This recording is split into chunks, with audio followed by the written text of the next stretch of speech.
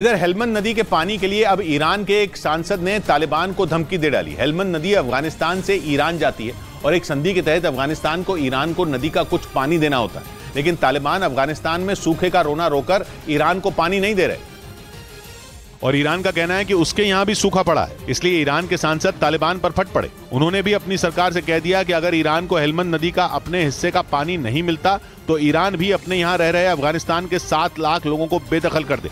हेलमंद नदी के पानी के लिए ईरान और तालिबान में ठनी हुई है। बीते एक हफ्ते से ईरान एक के बाद एक तालिबान को चेतावनी दिए जा रहा है। इससे पहले ईरान के राष्ट्रपति ने 2 टूक कह दिया था कि ईरान अपने हिस्से का पानी नहीं छोड़ने वाला और तालिबान उनकी चेतावनी को गंभीरता से लें।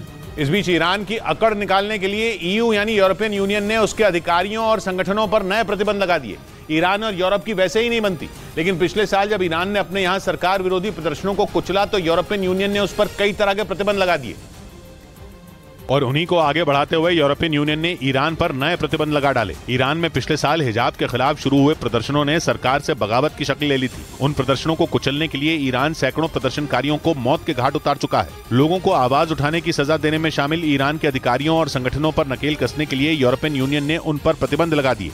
उधर स्विट्जरलैंड के ईरान में सरकार विरोधी प्रदर्शनों का समर्थन करने पर ईरान बुरी तरह भड़क गया और उसके विदेश मंत्रालय ने स्विट्जरलैंड के राजदूत को समन्स जारी कर दी। ईरान में पिछले साल सितंबर में महसा अमीनी नाम की लड़की की पुलिस कस्टडी में मौत के बाद से कोहराम मचा है और बताया गया कि ईरान में स्विट्जरलैंड के दूतावास के ट्विटर अकाउंट ने भी उसी महसा अमीनी की तस्वीर ट्वीट कर दी। फिर क्या था, इस बात पर ईरान बुरी तरह तमतमा गया। उसने स्विट्जरलैंड के राजदूत को तलब कर लिया। तेहरान में हिजाब ठीक से न पहनने की वजह से वहां की मोरालिटी पुलिस ने महसा अमीनी को गिरफ्तार कर लिया था और गिरफ्तारी के 3 दिन बाद ही उसकी मौत हो गई थी। उसी के बाद से ईरान सुलग रहा है, मगर ईरान पहले दिन से कहता आ रहा है कि उसके यहाँ सुलगे विरोध प्रदर्शनों के पीछे विदेशी ताकतों का हाथ है। इसलिए उसने स्विट्जरलैंड के सामने भी विरोध जताया।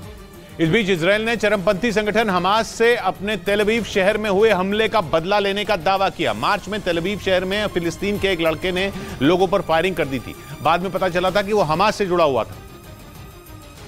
इसलिए इजरायल ने अपने कब्जे वाले वेस्ट बैंक में बने हमास के उस लड़ाके के मकान को धमाका करके उड़ा दिया। धमाका भी ऐसा जिससे सिर्फ फिलिस्तीन के उस हमलावर का घर ही मिट्टी में मिले, उसके आसपास की इमारतों पर खरोंच तक न आए। मकान को ढहाने से पहले इजरायल के सैनिक खुद उसकी दीवारों पर छेद करके उनमें बारूद भरते नजर आए। उधर इजरायल ने अपने कब्जे वाले वेस्ट बैंक में ईरान की कुद्स फोर्स और ईरान के समर्थन वाले चरमपंथी संगठन हिजबुल्लाह से जुड़े 11 संदिग्धों को गिरफ्तार किया। इजरायल की मीडिया ने बताया कि इन लोगों के पास से हथियार और विस्फोटक भी मिले हैं, जिनके बारे में इजरायल को शक है कि वो ईरान के इशारे पर उसके यहाँ आतंकी हमला करने की फिराक में थे। बताया गया कि इजरायल के सुरक्षा बल ने पूरे वेस्ट बैंक में सर्च ऑपरेशन चलाया, जहां उन 11 संदिग्धों को गिरफ्तार कर लिया गया। इजरायल की मीडिया ने दावा किया कि गिरफ्तारी से पहले उन लोगों ने सैनिकों पर बम फेंके और फायरिंग की, जिसके बाद इजरायल के सुरक्षा बल ने सभी को गिरफ्तार कर लिया। दावा किया गया कि गिरफ्तारी के वक्त उनके पास से हथियार, गोला बारूद और पैसे बरामद हुए। असल में एक दिन पहले ही वेस्ट बैंक में एक महिला पर हमला हुआ था, जिसके बाद पूरे वेस्ट बैंक में सुरक्षा बल ने छापेमारी की। इस बीच इजरायल ने ईरान के ठिकानों पर हमले का दावा किया। इजरायल के रक्षा मंत्री ने दावा किया कि उनकी सेना ने सीरिया में बने ईरान के ठिकानों पर बम बरसा दिए और उन्हें तबाह कर दिया। इजरायल ने यह दावा ऐसे वक्त में किया जब एक दिन पहले ही ईरान ने इजरायल के जासूसों को गिरफ्तार करने की बात कही। अब इजरायल के रक्षा मंत्री ने दावा किया कि उनकी सेना ने पिछले 1 साल में ईरान को सबसे ज्यादा नुकसान पहुंचाया और सीरिया में बने ईरान के खुफिया ठिकानों को तबाह कर दिया। साथ ही आरोप लगाया कि ईरान का मकसद हिंद महासागर, लाल सागर और भूमध्य सागर तक विस्तार करना है, जिसके लिए उसने अपने जहाजों को ड्रोन, मिसाइल और हथियारों से लैस कर दिया, जिससे समंदर में इजरायल के लिए खतरा पैदा किया जा सके। हालांकि इजरायल का दावा है कि उसने ईरान के इस प्लान पर पानी फेर दिया। उधर पश्चिमी मीडिया का दावा है कि इजरायल ने यरूशलेम में युवाओं को बसाने का प्लान तैयार कर लिया, जिसके तहत 18 से 35 साल के युवाओं को इजरायल की सरकार रोजगार देने और घर बनाने में मदद करेगी, क्योंकि इजरायल चाहता है कि यरूशलेम में ज्यादा से ज्यादा आबादी यहूदियों की हो, जिससे वो वहां और ज्यादा मजबूत हो सके। पश्चिमी मीडिया के मुताबिक इजरायल का मानना है कि यहूदियों की जनसंख्या बढ़ने से यरूशलेम का विकास होगा। वहां की सरकार ने लोगों को यरूशलेम में घर बनाने और काम शुरू करने के लिए मदद देने का फैसला किया, क्योंकि पश्चिमी मीडिया में छपी एक रिपोर्ट के मुताबिक 2018 के बाद 18,000 से ज्यादा यहूदियों ने यरूशलेम में बसने का फैसला किया। इनमें आधे से ज्यादा 18 से 35 साल के बीच के युवा थे, लेकिन इनमें करीब 30% लोग वहां से पलायन कर गए। इसी रिपोर्ट ने इजरायल की सरकार की चिंता बढ़ा दी, जिसके बाद अब यरूशलेम में यहूदी युवाओं को बसाने का नया प्लान बनाया गया। इधर यूपी के बरेली में ऑल इंडिया मुस्लिम जमात नाम के संगठन के राष्ट्रीय अध्यक्ष मौलाना शहाबुद्दीन रिजवी बागेश्वर धाम के धीरेन्द्र शास्त्री पर भड़क गए। उन्होंने उन पर हमला बोलते हुए यह दावा किया कि हिंदुस्तान आने वाले सैकड़ों साल में भी हिंदू राष्ट्र नहीं बन पाएगा। कुछ रोज पहले धीरेन्द्र शास्त्री ने भारत को हिंदू राष्ट्र बनाने का बयान दिया था, जिस पर ऑल इंडिया मुस्लिम जमात नाम के संगठन के राष्ट्रीय अध्यक्ष मौलाना साहबुद्दीन रिजवी भड़क गए। उन्होंने हमला बोलते हुए दावा किया कि हिंदुस्तान को हिंदू राष्ट्र बनाने का धीरेन्द्र शास्त्री का सपना अधूरा रह जाएगा। आज से लेकर 500 साल तक हिंदू राष्ट्र नहीं बन सकता है। वहीं मध्य प्रदेश के बालाघाट में हिंदू राष्ट्र की मांग करने वालों को बैन करने की बात पर बागेश्वर धाम के धीरेन्द्र शास्त्री ने प्रतिक्रिया दी। हम इन भाई साहब को जानते नहीं, वाहियात बातों पर नहीं चला। इस मुद्दे पर एक रोज पहले ही ऑल इंडिया इमाम एसोसिएशन के अध्यक्ष मौलाना साजिद रशीदी ने धीरेन्द्र शास्त्री पर बैन लगाने की मांग की थी। इस बीच दक्षिण अफ्रीका के राष्ट्रपति सिरिल रामाफोसा की फर्जी अश्लील तस्वीरें सोशल मीडिया पर वायरल होने के बाद वहां खलबली मच गई। हालांकि दक्षिण अफ्रीका में पोर्नोग्राफी अपराध नहीं है, जबकि पॉर्न तस्वीरों और अश्लील वीडियो को फैलाने पर वहां पाबंदी है। लेकिन कुछ रोज पहले दक्षिण अफ्रीका के राष्ट्रपति सिरिल रामाफोसा के चेहरे वाली कुछ अश्लील तस्वीरें इंटरनेट पर वायरल हो गईं, जिससे पूरे देश में हड़कंप मच गया। राष्ट्रपति के अलावा वहां के एक मंत्री और उनकी पत्नी के चेहरे वाली तस्वीरें भी सोशल मीडिया के जरिए लोगों तक पहुंचाई गईं।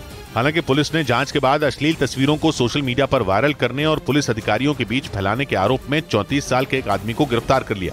उधर ऑस्ट्रेलिया दौरे पर गए प्रधानमंत्री वहां के मशहूर गायक गाय सेबेस्टियन से मिले। गाय सेबेस्टियन प्रधानमंत्री से सिडनी में मिले, जिसके बाद वो बेहद खुश दिखे और उन्होंने प्रधानमंत्री की दिल खोलकर तारीफ की। Things he was so warm and so kind and just listening to everything. Guy Sebastian की मां भारत के कानपुर जिले की रहने वाली हैं, यानी उनका भारत से रिश्ता है। यही वजह रही कि पीएम से मिलकर वो बेहद खुश दिखे। उन्होंने अपना मशहूर गीत स्टैंडिंग विद यू भी पीएम को डेडिकेट किया। इधर केरल के कन्नूर में एक पुल के नीचे देसी बम मिलने से हड़कंप मच गया। पुलिस के मुताबिक उस पुल के नीचे से कुल 8 बमों को बरामद किया गया, जो बोरियों में पुल के नीचे रखे हुए थे। घटना की जानकारी मिलने के बाद बॉम्ब स्क्वाड वहां पहुंच गया, जिसके बाद बमों को एक जगह पर इकट्ठा कर नष्ट कर दिया गया। पुलिस के मुताबिक उपराष्ट्रपति जगदीप धनखड़ के दौरे से पहले उस इलाके में सर्च ऑपरेशन चलाया गया था। उसी दौरान 8 बम बरामद किए गए। हालांकि ये साफ नहीं हो पाया कि बम से भरी बोरियां किसने रखी। इस मामले में पुलिस ने केस दर्ज कर लिया और मामले की जांच में जुट गई। इस बीच उत्तर प्रदेश के जौनपुर से हैरान करने वाला मामला सामने आया। वहां शादी समारोह में हर्ष फायरिंग के बीच लोग डांस करते दिखाई दिए, जिसका एक वीडियो सोशल मीडिया पर वायरल हो गया। डांस फ्लोर पर मौजूद कुछ लोग पूरे जोश में नाचते नजर आए। तभी उनमें एक शख्स ने पिस्तौल से तड़ातड़ 2 गोलियां फायर कर दी। उस शख्स ने हवा में पिस्तौल भी लहराई और आसमान की तरफ निशाना साधकर गोली चला दी। ऐसा उसने एक बार नहीं 2 बार किया। फायरिंग में किसी के हताहत होने की खबर नहीं है। मामला जौनपुर के बक्शा थाना क्षेत्र का बताया गया। वीडियो फुटेज के आधार पर पुलिस मामले की जांच में जुट गई। उधर अमेरिकी रक्षा मंत्रालय के पास धमाका होने का दावा करती एक फर्जी तस्वीर ने कुछ देर के लिए अमेरिका का शेयर बाजार ही लुढ़का दिया। अमेरिका में शेयर मार्केट के खुलने के कुछ देर बाद ही सोशल मीडिया पर यह इमेज वायरल हो गई और उसे कई वेरीफाइड ट्विटर अकाउंट ने शेयर कर दिया।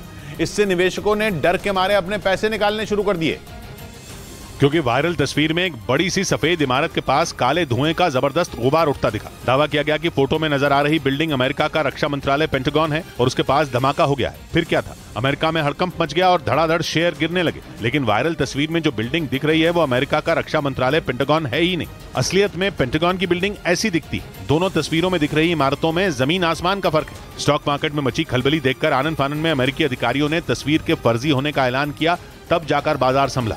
उधर छत्तीसगढ़ के सूरजपुर में एक महिला की हत्या के आरोप में पुलिस ने एक तांत्रिक को गिरफ्तार कर लिया। आरोप है कि उस महिला ने तांत्रिक को झाड़ फूंक करने के पैसे नहीं दिए थे, इसीलिए उस तांत्रिक ने महिला पर धारदार हथियार से हमला कर उसकी हत्या कर दी और उसके शव को खेत में फेंक दिया। घटना की जानकारी मिलने के बाद वहां पुलिस पहुंच गई। पुलिस ने आरोपी के खिलाफ केस दर्ज कर उसे गिरफ्तार कर लिया। मानसिक रूप से ठीक नहीं होने से वो बार-बार कहीं इलाज कराया जाता था, जिससे भी वो ठीक नहीं हो पाई थी। पुलिस के मुताबिक महिला मानसिक रूप से परेशान थी और उस तांत्रिक से पिछले 3 महीनों से झाड़ फूंक करवा रही थी। इस बीच ट्विटर पर डिलीट हो चुके हजारों ट्वीट रिस्टोर हो गए। लोगों ने दावा किया कि 2 हफ्ते पहले उन्होंने अपने कई ट्वीट डिलीट कर दिए थे, लेकिन अचानक उनके अकाउंट पर उनमें कई ट्वीट फिर दिखने लगे, जिसके बारे में ट्विटर ने लोगों को पहले से कोई जानकारी नहीं दी थी। एक शख्स ने दावा किया कि इस महीने की शुरुआत में उसके लगभग 5000 ट्वीट डिलीट कर दिए गए थे, जिनमें कुछ वापस दिखने लगे। एक शख्स के तो 34,000 ट्वीट दोबारा रिस्टोर हो गए। कुछ और लोगों ने भी दावा किया कि वो नवंबर 2022 से हटाए गए ट्वीट वापस देख रहे हैं। हालांकि ट्विटर ने इस तरह के दावों की पुष्टि नहीं की, लेकिन इस घटना से ट्विटर इस्तेमाल करने वाले लोग हैरान हैं, क्योंकि उन्हें नहीं पता कि जो ट्वीट डिलीट हो चुके थे वो अचानक वापस कैसे दिखने लगे।